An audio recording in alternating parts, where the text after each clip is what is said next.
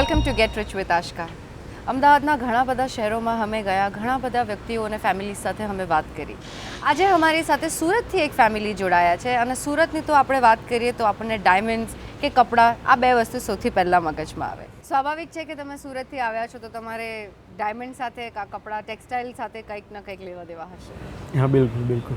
શું બિઝનેસ છે તમારો? Diamond of course. શું કરો છો? Diamond trading.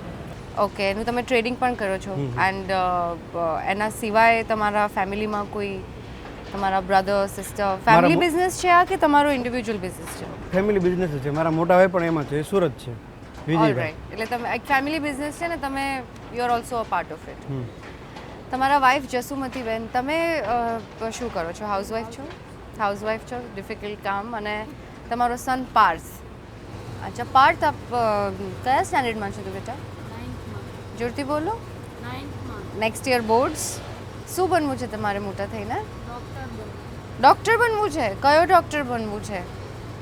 દિલનો, દિમાગનો, હાથનો, પગનો, દાંતનો? તમારા દાંત જોઈને અત્યારે લાગે છે કે દાંતનો ડૉક્ટર બનવું જોઈએ.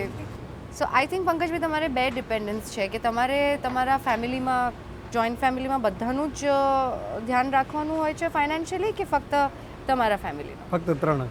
ફક્ત તમે 3 જણા. ઓલરાઈટ. શું રકમ હશે તમે મહિને જોડી લેતા હશો તમારા માટે?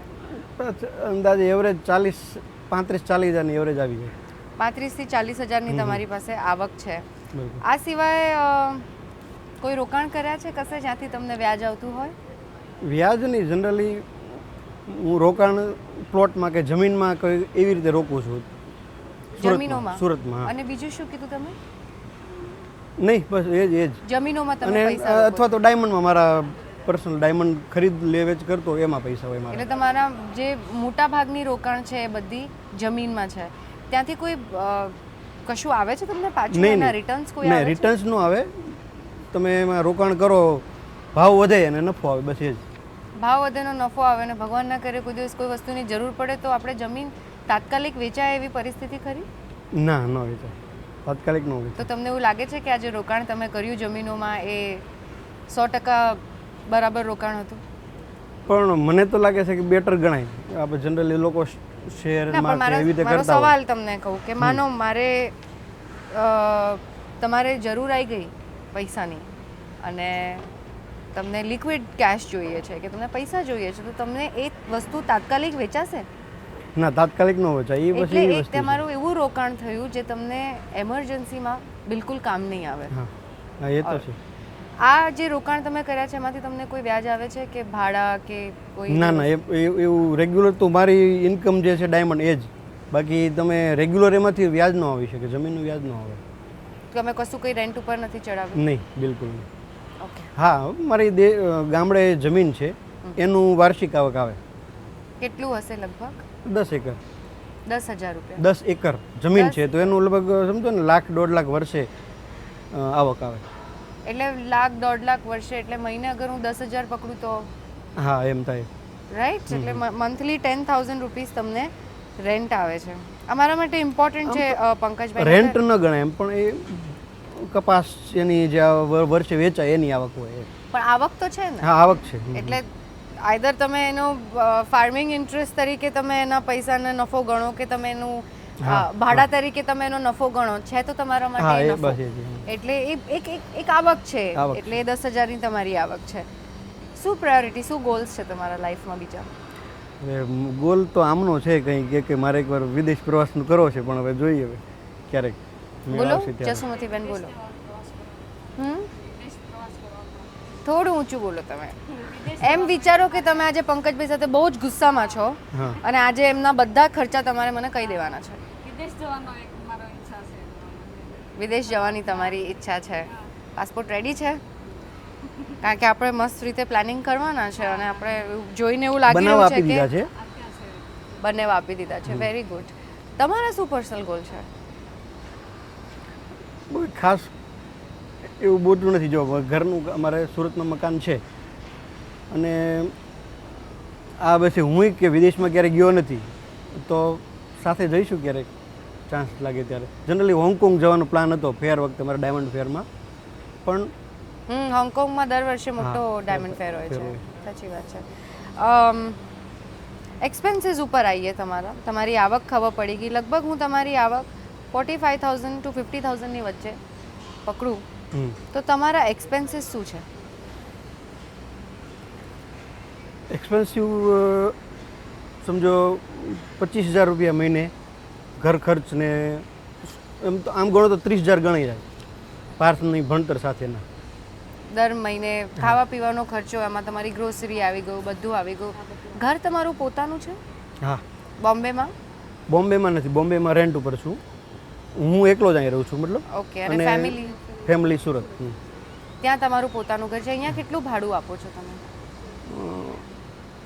15,000 5 જણા વચ્ચે. અમે ડાયમંડના ફ્રેન્ડો સાથે રહીએ અમે. બરાબર. એટલે તમારા માથે કેટલું આવે? એવરેજ 10,000 જેવું મારું અહીંનું આવે, બધું ટોટલ ખર્ચો મુંબઈનો મારો પર્સનલ. અને એ ખર્ચો તમારી ઓફિસ સાચવે કે તમારે પોતે ના, સાચવવાનો? મારે પોતાનો. તમારે પોતે સાચવવાનો. એટલે 30 પ્લસ ઉપર 40 બીજા, એટલે 10 બીજા, એટલે લગભગ તમારે 40 જેટલી આઉટગોઈંગ છે. હા. બરાબર. એટલે 7 થી 10,000 રૂપિયા મહિને બચી જતા હશે. હા. તમે જસુમતીબેન ઘર ખર્ચ માટે જ્યારે પૈસા આપે તો તમે કોઈ બચત કરો છો કે રોકાણ કરો છો? બચતમાંથી એ પૈસાનું શું કરો તમે? બેંકમાં જમા કરો. કયા ખાતામાં? ચાલો, એટલે સેવિંગ્સ અકાઉન્ટમાં. ઓલરાઈટ. ઓકે. તમારા ઇન્કમ મેં જાણી લીધી, તમારા ખર્ચા મેં જાણી લીધા, તમારા ગોલ્સ મને સમજમાં આવી ગયા. તમારી પાસે એમરજન્સી ફંડ્સ કે કન્ટિન્જન્સી ફંડ જે અમે લોકો કહીએ એવા ફંડ્સ છે જે તમે માનો કે આટલા મારા પૈસા છે જે કોઈ પણ એમરજન્સી આવે તો એના માટે હું વાપરી શકું?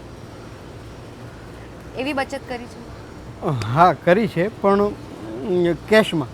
એટલે મારી પાસે માનો કે મારો ધંધો છે ડાયમંડનો, તો એમાં હું ગમે ત્યારે મારું સેલ કરીને 2-5 લાખ એટલા તો હું ગમે ત્યારે કાઢી શકું.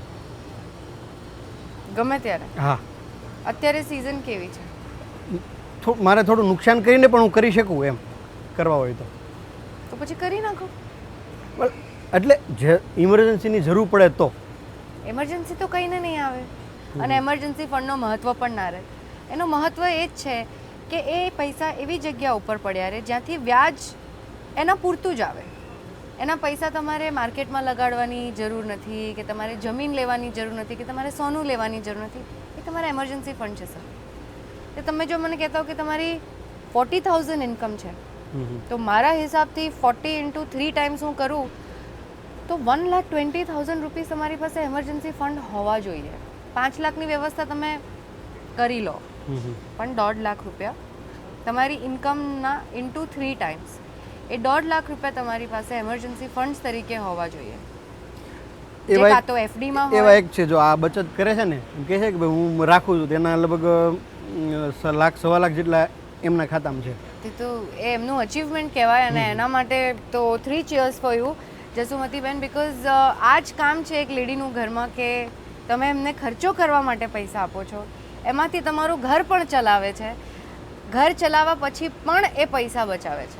બિલકુલ બિલકુલ. ગેટ રિચ વિથ આશકાના ઇનિશિયલ પ્રોમોઝમાં અમે આ વાત છંછેડી હતી કે ઘરની ગૃહિણીઓ જે હોય છે એ ગૃહિણીઓને ફાઇનાન્શિયલ ડિસિશન લેવામાં નથી આવતા. બિકોઝ કેમ, એ તો આપણે હજી બી સ્ટડી કરી રહ્યા છે કે કેમ એ લોકો ફાઇનાન્શિયલ ડિસિશન નથી લઈ શકતા. પણ બચતની જો વાત કરીએ તો ઘરના કમાતા પુરુષો કરતાં પણ ઘરની મહિલા જે બચત કરશે અને એમાંથી જે તમને ફાયદો થશે એ એમનું ક્રેડિટ છે. પણ એમના બચાવેલા પૈસાનું રોકાણ શું એ કરી શકશે? ના, એવી સલાહ તમે આપી શકો, બોલો. બરાબર. હું આપું પછી તમે એમને કરવા દેશો? બિલકુલ, કેમ નહીં. તો એ જે 1.5 લાખ એમના છે એ એમના છે. એમરજન્સી ફંડ તમારે ક્રિએટ કરવાનું છે. હા, એ પણ સાચું, એ વાત રહી. કારણ કે એ જે બચાયેલું છે એ બચાયેલું છે, કમાયેલું નથી. એ બચાયેલું છે. એ મૂડી તમારા કમાયેલા કરતા પૈસા કરતાં પણ એ વધારે મહત્વ રાખે છે, કારણ કે એમાંથી તમારું ઘર પણ ચલાવી દે છે. હા, બિલકુલ. કરેક્ટ. એટલે એ 1.5 લાખને આપણે ક્યાં ઇન્વેસ્ટ કરીશું? આપણે ત્યાં આવીશું. પણ હું તમને કહું છું તમારા ફાઇનાન્શિયલ પ્લાનિંગ માટે કે તમારે એક એવી મૂડી બનાવવી પડશે જે તમારા માટે એમરજન્સી ફંડ હશે. એટલે આપણે જ્યારે તમારું પ્લાનિંગ શરૂ કરીશું નેક્સ્ટ સેગમેન્ટમાં ત્યારે હું આના માટે ડિટેલમાં વાત કરીશ. પંકજભાઈની ફેમિલી સાથે આપણે જાણ્યું કે એમના ખર્ચા શું છે, એમની ઇન્કમ શું છે, એમના ગોલ્સ શું છે, પ્રાયોરિટીઝ શું છે, ડ્રીમ્સ શું છે અને જસુમતી બેને બચાવેલા પૈસા એનું શું કરવું આપણે સેકન્ડ સેગમેન્ટમાં જાણીશું. Taking a small break, stay tune with get rich with Aashka.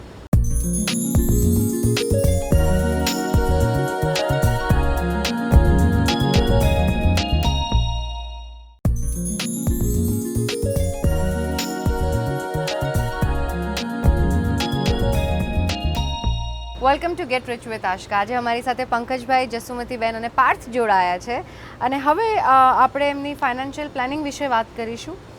Pankajbhai, કોઈ આઉટસ્ટેન્ડિંગ લોન કે કોઈ ક્રેડિટ કાર્ડ પેમેન્ટ કે એવું કશું છે? ના, બિલકુલ નથી. એટલે કમ્પ્લીટલી ડેટ ફ્રી છે આપણે. એટલે જે પણ પૈસા તમારા હાથમાં તમે બચાવી શકો છો, જો એને સારી રીતે ઇન્વેસ્ટ કરશો તો તમારી પાસે ફ્યુચર માટે એક બહુ સરસ ફંડ ઊભું થઈ શકે છે, તમારા માટે કે પાર્થ માટે કે તમારા આખા ફેમિલી માટે.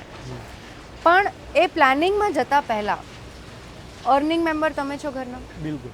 એક તમે જ છો, એટલીસ્ટ આ બંને માટે તો તમે જ છો. હા, બિલકુલ. મેં તમારા ફાઇલમાં વાંચ્યું કે તમે લાઈફ ઇન્સ્યોરન્સ કવર લીધું જ નથી. મેં નથી લીધું, પણ મારા બંને ભાઈનું મારા પપ્પાએ લીધેલું છે. તમારા માટે? હા, તમારા અને એ જ ભરે છે અત્યારે, હું નથી ભરતો. એ મારા માટે તો એ તો બહુ જ સારી વાત છે. કેટલાનું કવર હશે? લગભગ વર્ષે 10,000 ભરે છે. એટલું મને કીધેલું છે. એ જ એણે લીધેલું છે, નાનપણથી લીધેલું હતું, ચાલુ છે. એક તો રકમ હશે, પણ એક કઈ પોલિસી છે? જીવન વીમા, ભારતીય જીવન વીમાની લીધેલી. પણ મને એ જ ભરે છે એટલે મને ખ્યાલ નથી કઈ વસ્તુ છે એમ. તમારી પાસે લાઈફ ઇન્સ્યોરન્સ કવર છે, ધેટ્સ કમ્પ્લીટલી ઓલરાઈટ. પણ આઈ હોપ કે એ લાઈફ ઇન્સ્યોરન્સ કવર જે તમારા ફેમિલીએ તમારા માટે લીધું છે એ 50 લાખથી ઉપર હોય. કારણ કે તમારી પાસે બે ડિપેન્ડન્ટ છે. ભગવાન ના કરે કાલે તમને કંઈ થાય તો લાઈફ ઇન્સ્યોરન્સ એટલાય કામ આવે કે એ રકમ આ બંનેના કામમાં આવી શકે. બરાબર. પણ આપણે તો ત્યાં જઈ નથી રહ્યા, પણ 50 લાખ મિનિમમ અથવા એનાથી ઉપરનું તમારી પાસે લાઈફ ઇન્સ્યોરન્સ કવર હોવું જોઈએ. આ સિવાય મેડિકલ કવર કે મેડિકલ ઇન્સ્યોરન્સ છે? મેડિકલ ઇન્સ્યોરન્સ લીધું નથી. બિલકુલ. કેમ, તમને એવું છે કે તમે માંદા જ નહીં પડો? હું નથી પડતો. નથી પડતો? તમને એવું લાગે છે કે આ બંનેમાંથી કોઈ માંદા સાજા નહીં પડે? પણ ખરેખર મેં નથી લીધું, એ વાત છે. શો પછી તમે થોડી ફરી બેસવા માંગી છો, કમાલના આઈડિયાઝ આપો છો તમે. નથી લીધું કેમ? માંદા નથી પડવાનો? ના મારા ભાઈ, માંદગી, સાદગી, એમરજન્સીસ આ બધું કહીને ના આવે. આ બધી બહુ જીવનની નાની નાની જરૂરિયાતો છે. તમારી જોડેલી મહેનતથી આટલા બધા વર્ષો તમારી કરિયરમાં તમે મહેનત કરો, ફેમિલી માટે ને તમારા માટે પૈસા જોડો, અને કાલે ઉઠીને કોઈ માંદગી આવે તો તમારા બધા જ પૈસા એ માંદગીમાં જતા રહે. એ વધારે સારું કે તમે એક નાની રકમ દર વર્ષે ભરો કે ભગવાન ના કરે તમને આવી કોઈ માંદગી આવે તો તમે એને સાચવી શકો. અલબત્ત હું એવું માનતો કે મેડિકલ ઇન્સ્યોરન્સ જરૂર શું છે, પણ તમારી વાતથી હું ચાલો કરીશ મારું મેડિકલ ઇન્સ્યોરન્સ ત્રણેયનું. અને આજ પછી તમને જેટલા પણ લોકો મળે ને અને તમને એવું લાગે કે આ વ્યક્તિ માટે મને થોડી ફિકર છે તો એ વ્યક્તિને જરૂર પૂછજો કે તમારી પાસે મેડિકલ ઇન્સ્યોરન્સ છે કે નહીં. ઓકે. કારણ કે એની જીવનમાં બહુ જરૂરત છે. મને કામમાં આવી છે. નાની ઉંમરમાં તમે કહો છો ને, પણ 23 વર્ષની હું હતી ત્યારે મારું ઓપરેશન થયું અને 1.5 લાખ રૂપિયાનું બિલ હતું. એ વખતે મારા ફાધર મધર પણ પ્રેઝન્ટ નહોતા. શું કામમાં આવ્યું મને? મારી કેશલેસ પોલિસી. એટલે બહુ ઇમ્પોર્ટન્ટ છે. કાં તો હું મારી એફડી તોડાઈને 1.5 લાખ ભરત હોસ્પિટલમાં, કાં તો મને મારી કેશલેસ પોલિસી કામ આવે. તો હવે આ સિચ્યુએશનમાં અગર તમે હોત તો તમારે તો તમે શું કરે? તમે કીધું તમારી પાસે એમરજન્સી ફંડ નથી, તમારી પાસે મેડિકલ ઇન્સ્યોરન્સ નથી, અને છતાં બી તમે એમ કહો છો કે મને આવશે તો હું મારા બિઝનેસમાં ઉપર નીચે કરીને 4-5 લાખ રૂપિયા તો ગોઠવી જ લઈશ. ભાઈ મને બી શીખવાડી દો એવું. આવી રીતે ના જીવાય. સુખી જીવવાય અને સિક્યોર્ડ જીવવાય. આપણે જીવનમાં સિક્યોરિટી પાછળ તો ભાગતા હોઈએ છીએ, ઇમોશનલ સિક્યોરિટી હોય કે ફાઇનાન્શિયલ સિક્યોરિટી હોય, એની જ પાછળ ભાગીએ છીએ ને. બહુ મસ્ત છે. તમારા ત્રણેય માટે મેડિકલ ઇન્સ્યોરન્સ હોવું જોઈએ, ઇન્ક્લુડિંગ પાર્થ માટે પણ હોવું જોઈએ. એટલે મિનિમમ 3 લાખ રૂપીસ બરાબર. નું મેડિકલ કવર હોવું જોઈએ તમારા ત્રણે વચ્ચે. ફેમિલી કવર લઈ લો, એના તમને જે ચાર્जेस આવશે એન્યુઅલી એ પણ એટલા બધા નહીં હોય. સો કન્સિડર ટુ પિકઅપ અ મેડિકલ ઇન્સ્યોરન્સ. પાર્થ, આ તમારું કામ છે બેટા કે રોજ સવારે પપ્પા ઉઠે ને તો પપ્પાને તમારે એવું પૂછવાનું કે પપ્પા મેડિકલ ઇન્સ્યોરન્સ કરાવ્યું? કારણ કે હું નથી ઈચ્છતો કે તમે માંદા પડો. અલબત્ત મારા વાઈફ ઘણી વાર કહેતા પણ હું ટાળતો કે ભાઈ શું જરૂર છે એમ. પણ હવે ચોક્કસ ચાલો આપણા ગુજરાતી પુરુષોમાં થોડું છે એવું કે જે વાઈફ કે થોડું ટાળી નાખવાનું. મનાતું નથી, પણ અમુક વસ્તુ એવી હોય જસુમતીબેન કે તમારે મનાવવી જ પડે, કારણ કે એમના સાથે તમારું ફ્યુચર અને તમારા ફ્યુચર સાથે એનું ફ્યુચર જોડાયેલું છે. એટલે તો તમે બંને ભેગા થયા. તમારી ભૂલે બચ્ચા સાથે રમત થાય એ તો ચાલે જ નહીં, બરાબર? એટલે મેડિકલ ઇન્સ્યોરન્સ અને લાઈફ કવર તો તમે કીધું કે તમારા ફેમિલીએ ટેક કેર કર્યું છે એટલે નો પ્રોબ્લેમ, પણ મેડિકલ કવર બહુ જરૂરી છે. નાઉ કમિંગ ટુ તમારા જે 7,000 રૂપિયા દર મહિને બચે છે, 10 પણ નથી જતી, હું 7 પકડીને ચાલુ છું. ઓકે. હવે તમે મને એમ કહેશો કે હું 7 કઈ રીતે બચાવું, તો આ પહેલો એપિસોડ હશે ગેટ રિચ વિથ આશકાનો, જ્યાં હું એવું કહીશ કે તમે તમારા વાઈફ પાસેથી શીખો. મારી બેંક છે. એ તમારી બેંક છે, એ તમારી બેંક નથી. એ એકચ્યુઅલી એ પોતાની બેંક છે, જ્યાં એ પોતે જ ડિપોઝિટ કરે છે, પોતે જ બચાવે છે અને પોતે જ વ્યાજ લગાડે છે. એટલે તમે એમને સલાહ આપો કે તમે બી જસુમતીબેન છાપા વાંચો, ટીવી જુઓ, CNBC આવાઝ જુઓ, CNBC બજાર જુઓ, ત્યાંથી તમને કેટલી બધી માહિતી એવી મળશે કે તમે તમારા નાના નાના 500 રૂપિયાનું પણ શું કરવું એ માહિતી તમને CNBCની ટીમ આપે છે. એટલે પ્લીઝ તમે ચેનલ જુઓ, એમાં તમારે એમની સહાયતા હોય તો જ તમે કરી શકશો. કે પાર્થ મોટો થઈને મને કંઈ શીખવાડે એવું જરૂરી નથી. CNBC જુઓ, જાતે બધું થશે. There are so many shows CNBC ઉપર, including get rich with Ashka, કે તમને માહિતી આપશે. એટલે તમારા 1.25 લાખનું શું કરવું એ હોમવર્ક હું તમારી ઉપર મૂકું છું. આપણે ફરી મળીશું. એ 1.25 લાખ માટે હું આજે વાત નહીં કરું, વાત આપણે એમના ઇન્કમ પર કરીશું. 7,000 રૂપિયા જે તમારા છે, મેં તમને આપ્યા, શું કરશો? ક્યાં બચાવશો? હું મારા ધંધામાં રોકું. જનરલી હું એ જ કરું છું. કારણ કે ક્યાં લગાડશો? પણ ધંધાના વ્યાપારી છો તમે, વ્યાપારનો પૈસો આવીને તમે વ્યાપારમાં લગાડો, ઓકે છે, પણ બચાયેલો પૈસો કઈ રીતે વ્યાપારમાં લગાડશો? આ તો એ વાત થઈ કે મને ઓફિસથી સાહેબે ચેક આપ્યો, મેં કીધું સાહેબ એક કામ કરો, મને 20 ના આપો, 10 તમે રાખી લો ને, તમને કામ આવશે. તો તમે શું કહો છો? બોલો. તમે મને કહો કે હું 7,000 રૂપિયા તમને બચાયેલા આપું તો તમે શું કરશો? મારા સાહેબ સૌથી સિમ્પલ, સેવિંગ્સ એકાઉન્ટમાં નાખશો. બરાબર, મારું સેવિંગ એકાઉન્ટ છે, પણ બેંકિંગમાં હું સેવિંગ ઓછું કરું છું. અને પણ આપણે બેંક સેવિંગ્સ એકાઉન્ટમાં સેવિંગ નથી કરવાનું. ઓકે, એક ફન પ્રશ્ન હતો કે બેનને તો ખબર છે કે આટલા પૈસા બચ્યા તો ખાતામાં નાખી દો, એ જ પ્રશ્ન મેં તમને પૂછ્યો. આપણે સેવિંગ્સ એકાઉન્ટમાં તમારા પૈસા નથી નાખવાના. તમારા જે 7,000 રૂપિયા છે એને આપણે બાયફર્કેટ કરીશું. કારણ કે મને થોડું એવું લાગી રહ્યું છે કે તમે સેવિંગ્સને લઈને થોડા ઇનડિસિપ્લિન છો. ચોક્કસ છું, હે ને? એટલે જ આઈ થિંક તમે ગેટ રિચ પર આવ્યા છો. ગેટ રિચથી તમને એક સલાહ છે કે SIP, જેને કહેવાય સિસ્ટમેટિક ઇન્વેસ્ટમેન્ટ પ્લાનિંગ, આ તમારા અને મારા જેવા લોકો માટે છે, જે લોકો પાસે ડિસિપ્લિન સેવિંગની આવડત નથી. હું કહું છું બધાને એટલે જ કારણ કે મેં માર ખાઈને શીખ્યું છે કે દર મહિને ડિસિપ્લિનના નામે પૈસા બચવા જોઈએ કમ્પલસરી. તો એ તમારી રકમ હશે 3,000 રૂપિયા. 3,000 રૂપિયા તમે કોઈ પણ લાર્જ કેપ ફંડમાં, મ્યુચ્યુઅલ ફંડના કોઈ લાર્જ કેપ ફંડમાં તમે એમાં રોકાણ કરશો. સિસ્ટમેટિક ઇન્વેસ્ટમેન્ટ પ્લાનિંગ એટલે તમે 1,000 કરીને તમે 3 લાર્જ કેપ ફંડમાં 3 મ્યુચ્યુઅલ ફંડ બાય કરી શકો છો. કાં તમને એક સારો ફંડ મળતો હોય તો તમે એક સારા ફંડમાં 3,000 રૂપિયા નાખી શકો છો. આ પ્રોસેસ ત્યાં સુધી ચાલવી જોઈએ જ્યાં સુધી પાર્થનું એજ્યુકેશન પૂરું નથી થતું. ચાલો કરીશ.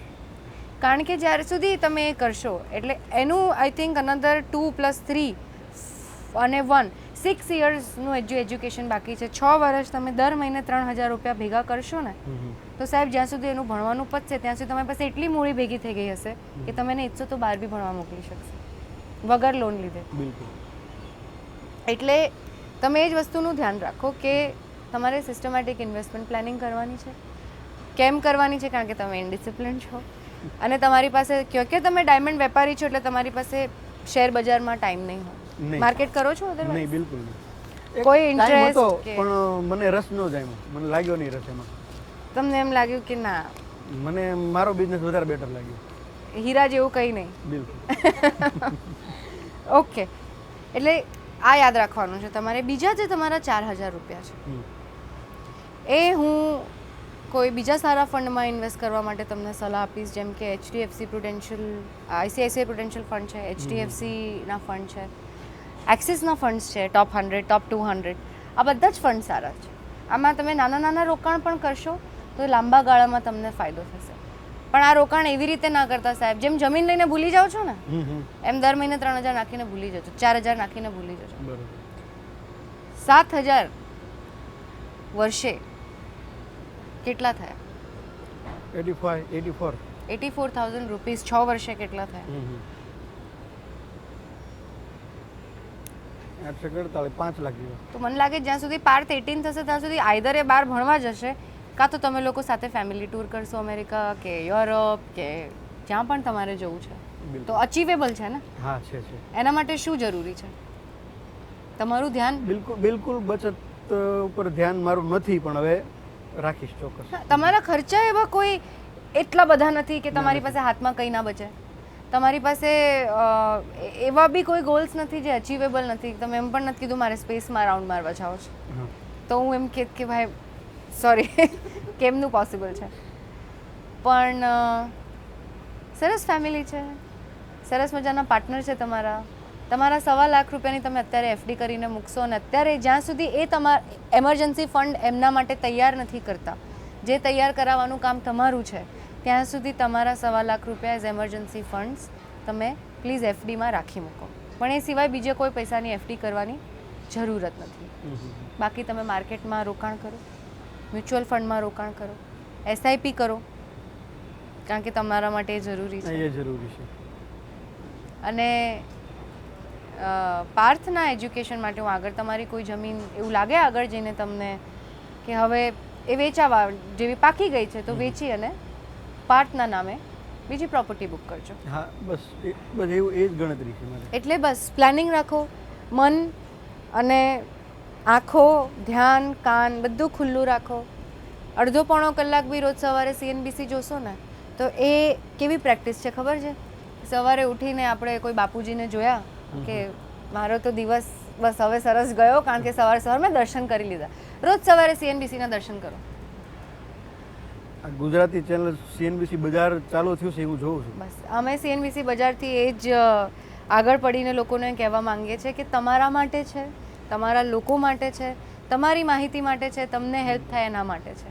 સો પ્લીઝ હું ગેટ રિચની બધી જ ઓડિયન્સને, CNBC બજારની બધી ઓડિયન્સને આ જ માહિતી આપીશ કે અમે લોકો જે વસ્તુ કરી રહ્યા છે અહીંયા આખી નેટવર્કને લઈને એ ફક્ત તમારા માટે છે.